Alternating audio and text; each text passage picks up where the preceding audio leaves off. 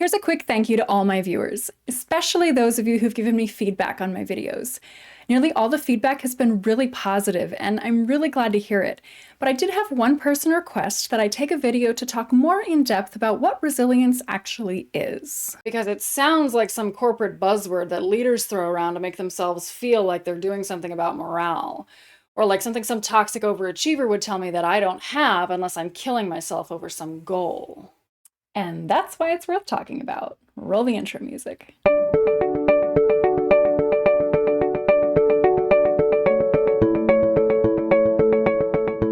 Hello and welcome back to Black, White, Gray, Yellow.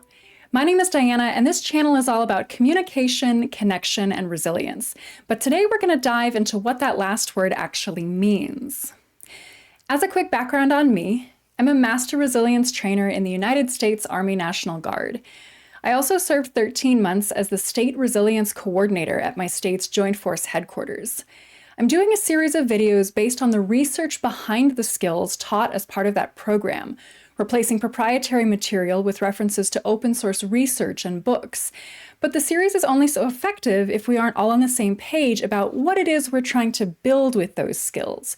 So that's what I want to talk about in today's video. Let's start with the low-hanging fruit, the Webster's English Dictionary definition of resilience. It reads, resilience, noun. 1. The capacity to withstand or to recover quickly from difficulties, toughness. The remarkable resilience of so many institutions, supporting individuals to overcome adversity and build resilience. Our business has shown strong resilience during these unprecedented times. 2. The ability of a substance or object to spring back into shape, elasticity. Nylon is excellent in wearability and resilience. Okay, so this gives us some indication that it's about springing back from adversity. The MRT program gives a visual. When you hit a wall, you want to bounce back like a tennis ball, not crack like an egg. But does this help us understand the full extent of what resilience can mean for our personal lives? For that, I think we need to dive a little deeper and provide some examples. For the deeper dive, I'm going to lean heavily on this book, The Resilience Factor by Drs. Karen Rivich, PhD of the University of Pennsylvania, and Dr. Andrew Chate, PhD of the University of Arizona. If this book looks familiar, I have referenced it before in my earlier video on why teach resilience and what resilience training is not. And if you haven't seen that video, definitely check it out after this one. I referenced this book because Dr. Rivich actually helped write the course material for the Army's Master Resilience Training Program, so I trust her definition to be as close as we're going to get to what the MRT program is aiming for us to build. Both because I cannot make a pitch for resilience better than these subject matter experts, and to encourage you to support the authors and buy their book, I'm going to read a few passages directly from the Resilience Factor, starting with the first few paragraphs of the introduction. How many times in the last week have you said to yourself, I can't take this stress anymore? Or, why do I keep overreacting to such little things? Or even, is this all there is to life? Or maybe things are going just fine, but you keep thinking that something's missing. If you're like most Americans, burning the candle at both ends or just feeling worn out from juggling too many obligations, you've probably had thoughts along these lines recently. What you need is more resilience, the ability to persevere and adapt when things go awry. This reminds me of the quote by Charles Darwin, the father of the theory of evolution. It is not the strongest of the species that survives, nor the most intelligent, but the one most responsive to change. Returning to the resilience factor. Everyone needs resilience, because one thing is certain: life includes adversities. There are the inevitable daily hassles, work dumped on your desk at 4:45 p.m., children who need to be in different places at the same time, disagreements with your significant other. There are probably major setbacks too, a lost job, a failed relationship, and recent events have shown that our lives may also be touched by great trauma. But if you increase your resilience, you can overcome most of what life puts in your way. It's such an important concept that it bears repeating. Everyone needs resilience. More than 50 years of scientific research have powerfully demonstrated that resilience is the key to success at work and satisfaction in life. Where you fall on the resilience curve, your natural reserves of resilience, affects your performance in school and at work, your physical health, your mental health, and the quality of your relationships. It is the basic ingredient to happiness and success. This sounds like a load of hogwash. They're promising the moon, and there's no way they can deliver. Besides, how can some book give me the key to happiness when even holy books can't give that for most people? They're probably going to give me the same old advice that I've heard 1,000 times and then tell me that if I'm not happy, that it's my fault. Why would I waste my time on this? Actually, the book is structured to teach you skills, including how to listen to your inner thoughts, which you will have to practice, just like the skills from the Master Resilience training program that this series of my YouTube videos is based on. By practicing the skills, you can change the way you think about adversity, and this transforms your relationship with it, turning hardship into challenge, failure into opportunity, and empowering your response to adversity. Resilience could be defined as that changed relationship with adversity, and that comes from having things like self-awareness, self-regulation, mental agility, and a touch of optimism, connection with others, and an understanding of character strengths, if I'm quoting all 6 of the things resilient people have, according to the Master Resilience training program. If you want a deeper dive on what each of those things are and are not, check out my video on the 6 things resilient people have. And there are skills that we can practice to help build those things, in turn building resilience. Looking for the good builds optimism, and my video on that skill talks both about how to practice this skill and about what optimism is and is not, so check that one out too if you haven't seen it yet. Goal setting builds self-regulation, and we just completed a whole mini-series of 4 videos on goal setting in time for New Year. My next couple of videos are going to be on skills that we can practice when talking to other people that will help us build stronger connections to them. Several of the skills from the Resilience Factor teach self-awareness, including how to listen to your inner voice and separate thoughts from emotion, avoid common thinking traps, and detect icebergs or strongly held values and beliefs that are largely below the surface of our awareness, all of which we'll talk about in future videos too. Now again, the reason why we want to practice these skills, the reason why we want to put in the effort to gain self-awareness and the other competencies is because being a resilient person is a desirable thing to be. Not only are they able to absorb adversity in their lives with a lot less stress, they're even able to make the most of that adversity to grow into better people. I'll let Drs. Rivich and Chate describe it. We all know resilient people. They inspire us. They seem to soar in spite of the hardship and trauma they face.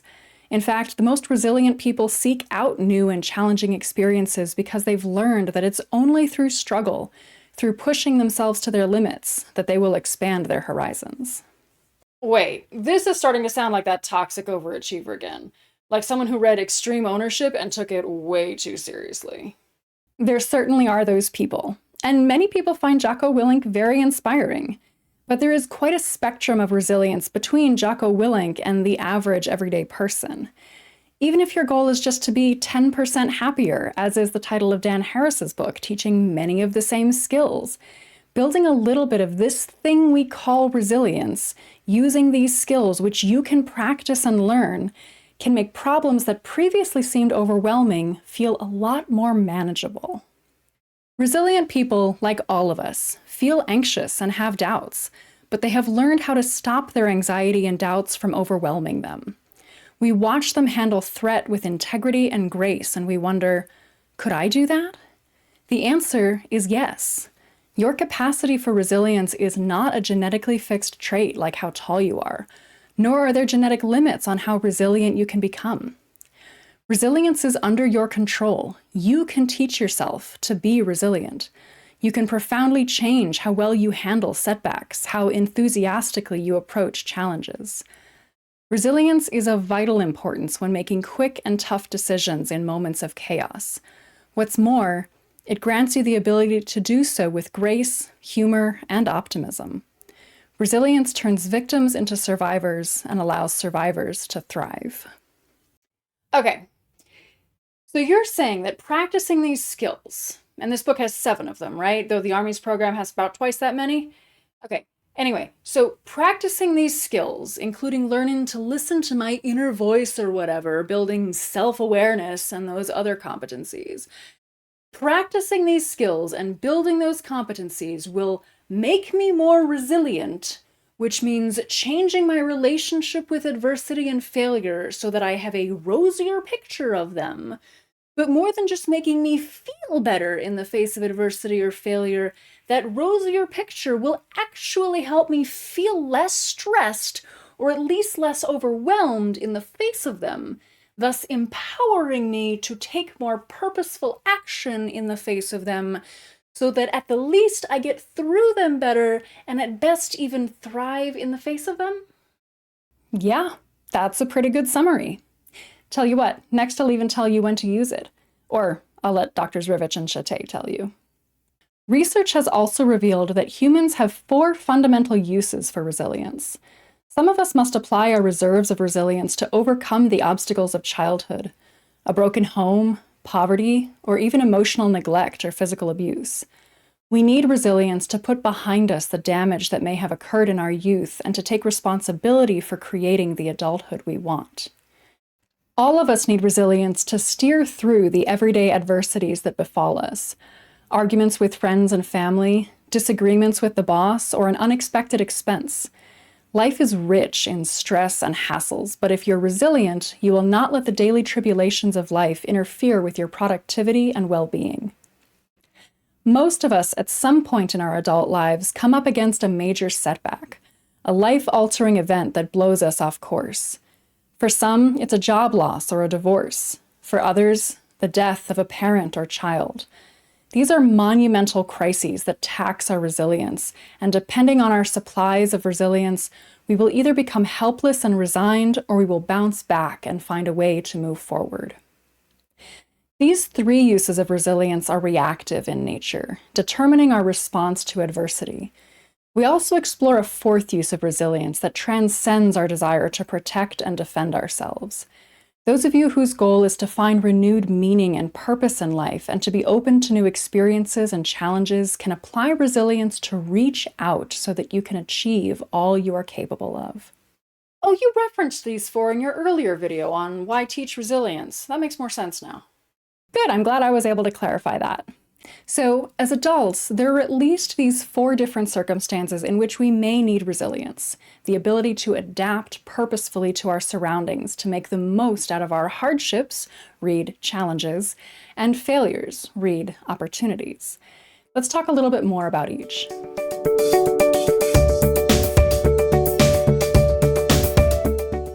Plenty of research has shown what we know intuitively, that disadvantaged children, those who grow up with low socioeconomic status, malnutrition, mistreatment or abuse, an unstable family structure, and or even low maternal education, are at high risk for underachieving later in life. Yet some people with these backgrounds turn out okay, or even thrive despite their disadvantaged backgrounds. Resilience researchers have searched for what these children have that allows them to overcome their challenges while others succumb to similar adversities. A key factor turns out to be emotional intelligence. Children with more sophisticated social and cognitive skills were more successful as adults. The research showed that there was a correlation between a person's emotional intelligence, EQ, and their intelligence quotient, IQ, perhaps because the skills that compromise emotional intelligence are more intuitive or more easily picked up by people of higher intelligence. But the skills can be learned by anyone. Many of these are the resilience skills that the Resilience Factor teaches and that we will teach in this video series too. Learning to be a successful adult despite disadvantages in childhood, to take life by the horns and insist on being the protagonist in your own story. That is overcoming, and that is resilience.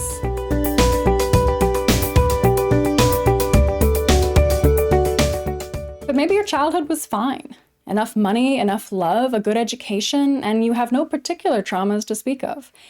Maybe even things that might have been traumatizing for other people, like your parents' divorce or even the death of a loved one, you took in stride.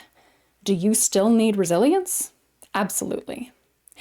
Everyone needs resilience because everyone is confronted with problems, stress, and hassles. They are a daily part of life. Resilient people use their inner resources to deal with the normal grind of life. Running late for meetings, squabbling with coworkers, managing a child's hectic schedule, staying on top of an ever-growing to-do list, without becoming overwhelmed and negative. Wait a minute. Are you telling me that my negative attitude is the result of me lacking resilience? It could be.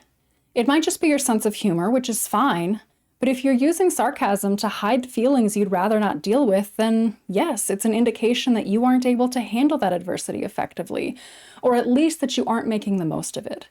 Maybe you could if you wanted to, and you just don't, but the longer we go without practicing the skills of actually dealing with negative feelings, the rustier those skills get. And if we're prone to avoiding those coping skills even when we're good at them, imagine how much less you'd want to go through that unpleasant experience if you're also bad at coping on top of that. The resilient coper can steer through the whitewater of life and remain on course. Research shows that the essential ingredient in steering through chronic stress is self-efficacy, the belief that you can master your environment and effectively solve problems as they arise. Put differently, the resilient coper has self-confidence. In one of my other favorite books, The Confidence Gap, Dr. Russ Harris explains that there are two types of confidence.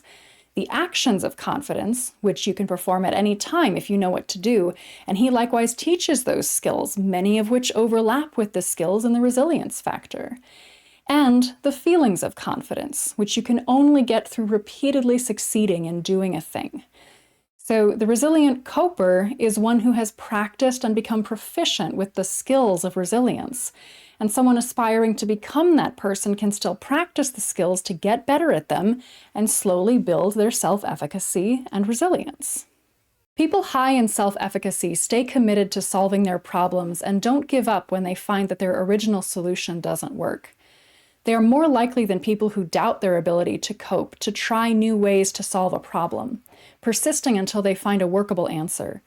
And by solving problems, their confidence is enhanced, which in turn increases the likelihood that they will persevere even longer the next time they are faced with a challenge. In other words, it's a positive feedback loop. In contrast, people who don't believe they have the ability to bring about good things in their lives are more passive when faced with a problem or when placed in a new situation. They shy away from new experiences, taking on a new hobby, applying for a new job, joining a social group. I don't know about you, but I don't know anybody like that. Because they assume that they are unequipped to meet the challenges that the new situation will bring. When a problem arises at work or in the family, such as a negotiation with a tough client or connecting with a non-communicative adolescent, they hang back and rely on others to search for solutions. If they are forced to solve a problem themselves, their lack of confidence causes them to give up at the first sign of difficulty. This too becomes a self-fulfilling prophecy. Each time they give up or fail to solve a problem, the belief that they cannot handle the pressures of life is reinforced and their self-doubt increases. In other words, this is a positive feedback loop too, but a downward spiral instead of an upward one.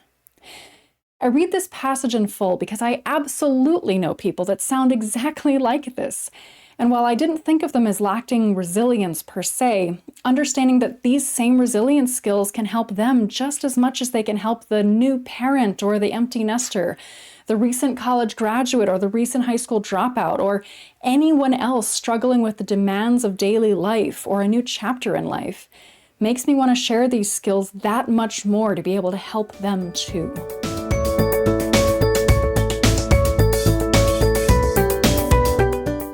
Some adversities are particularly traumatic and seem to require higher levels of resiliency than the ones we rely on to steer through. The setback is so extreme, so emotionally devastating, that it takes every ounce of resilience to recover.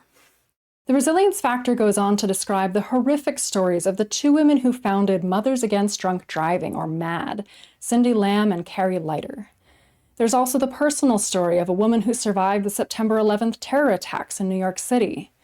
One of the Army's Master Resilience training courses uses the story of the first Vietnam War prisoner of war, Lieutenant Junior Grade Evett Alvarez Jr., who spent over 8.5 years in captivity, was tortured, and never even had the support of his loved ones back home. On Christmas Day, during his 7th year of captivity, he received a letter from his anti-war mother that his wife had left him, married another man, and had had a baby with him. And to pick just one topic from the news, there's also now, unfortunately, especially in the United States, an increasing number of people who are touched by mass or school shootings. Oh boy, you just opened up a can of worms there, Diana. Let's save the political content for after the resilience series, okay? These experiences all qualify as trauma. People especially close to severe trauma can even develop post-traumatic stress disorder, or PTSD, a serious psychological disorder in which people continue to relive the trauma through recurrent images, thoughts, or dreams. Following a trauma, many people experience heightened physiological arousal, their bodies on high alert, for days, making them startle more easily, making sleep and concentration difficult, making digestion and normal body regulation difficult, and leading to irritability and anger. But in people with PTSD, especially if it is left untreated, these symptoms can last for months or even years. However, resilience skills actually increase a person's resistance to stress and lower their chances of developing PTSD, according to research from trauma expert Dr. Judith Herman, PhD of Harvard University, and author of the book Trauma and Recovery. Moreover, according to the resilience factor again, people who are most resilient in the face of trauma display 3 primary characteristics that work in concert to protect them from PTSD and hasten their recovery. First, they exhibit a task-oriented coping style. They take incremental, purposeful actions to deal with adversity. We'll talk more about controlling the controllables and other coping methods in future videos, but we've already discussed the importance of taking purposeful action in the face of adversity in our series intro and in our video on the Look for the Good skill. Second, as their actions show, they have a deeply held belief in their ability to control the outcomes of their lives. This deeply held belief is one way to define optimism, which is one of the 6 things resilient people have. And we talked a lot about that in the Look for the Good video, because that's the skill that builds optimism. And third, people who bounce back more quickly from trauma know how to use their connections to others as a way to cope with their experience. As I said earlier, we'll go over several skills that build connection with others, another of the 6 things resilient people have, in future videos, including the next couple of videos. Be sure to click the bell icon if you want to be notified as soon as those videos come out. To wrap up what we started earlier, all 3 of these characteristics can also be seen in the stories of Cindy Lamb and Carrie Leiter, who started the organization, MAD, that now spans multiple continents and, at the time of this recording and according to their website, have saved nearly 500,000 lives and served the families of nearly twice that many. You can also see them in the story of Lieutenant Junior Grade Alvarez, who did not want to be defined by his time as a POW, so upon his eventual return home, he forgave his wife, earned a Juris Doctor degree, became Deputy Director of the VA and Administrator of the Peace Corps, wrote 2 books, Chained Eagle and Code of Conduct, and became the CEO of his own company. He also remarried and had 2 more children. And they can be seen in the accounts of many people who survived either the September 11th terror attacks or any of the mass or school shootings through the formation of support groups, political activism, legal action, and of course, just doing their best to move on with their lives.